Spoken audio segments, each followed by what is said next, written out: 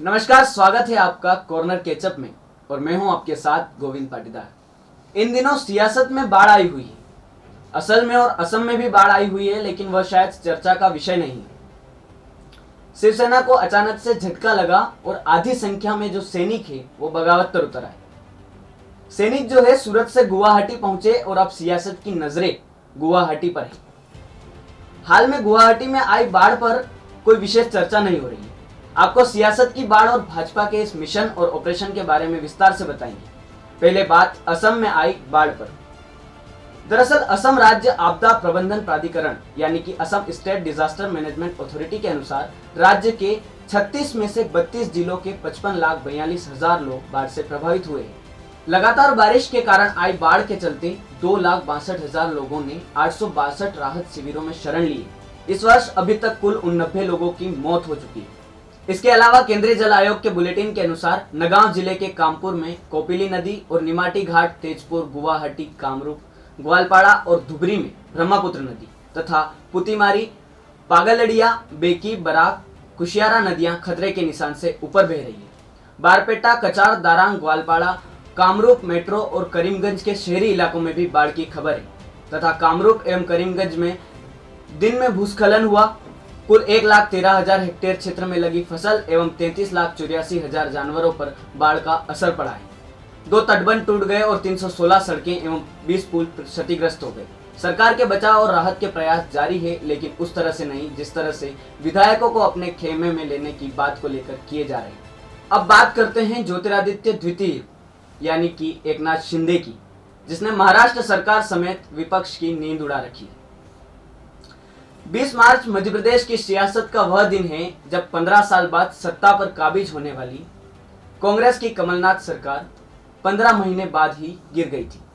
ज्योतिरादित्य सिंधिया और उनके साथ 22 कांग्रेसी विधायकों के इस्तीफे के बाद अल्पमत में आई सरकार के मुखिया कमलनाथ ने 20 मार्च 2022 को मुख्यमंत्री पद से इस्तीफा दे दिया था।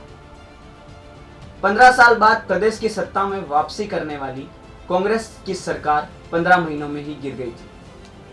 लेकिन इस बार क्या है, इस बार विधायक ज्यादा हैं। ऑपरेशन लोटस अब ऑपरेशन कमल है।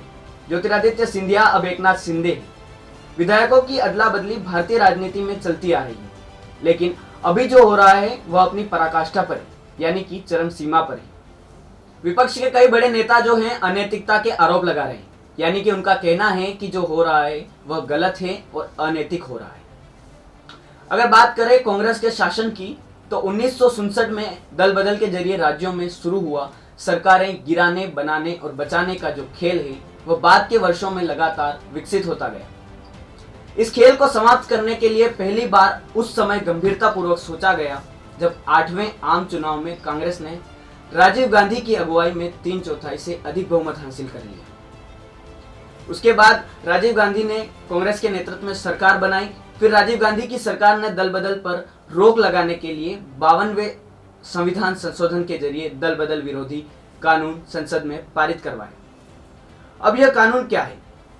तो वर्ष 1985 में 52वें संविधान संशोधन के माध्यम से देश में दल बदल विरोधी कानून पारित किया गया। साथ ही संविधान की 10वीं अनुसूची, जिसमें दल बदल विरोधी कानून शामिल है, को संशोधन के माध्यम से भारतीय संविधान से जोड़ा गया। इस कानून का मुख्य उद्देश्य भारतीय राजनीति में दल बदल की कुप्रथा को समाप्त करना था, जो कि 1970 के दशक से पूर्व भारतीय राजनीति में काफी प्रचलित थी। हालांकि इस कानून को पारित कराने को लेकर राजीव गांधी की नीयत पर भी सवाल उठे। कई लोगों ने इसे उनके 450 से अधिक सांसदों के भारी भरकम बहुमत की सुरक्षा के लिए उठाया गया कदम माना। इस कानून में सबसे बड़ी खामी या विसंगति यह थी कि इसके जरिए व्यक्तिगत दल बदल पर तो रोक लगाई गई, किंतु थोक में ऐसा करने को कानूनी मान्यता दी गई। शुरू में इस कानून में प्रावधान था कि यदि किसी पार्टी के 1/3 विधायक, यानी कि किसी भी पार्टी के 1/3 विधायक या सांसद दल बदलते हैं तो उनका यह कदम दल बदल नहीं बल्कि दल विभाजन माना जाएगा।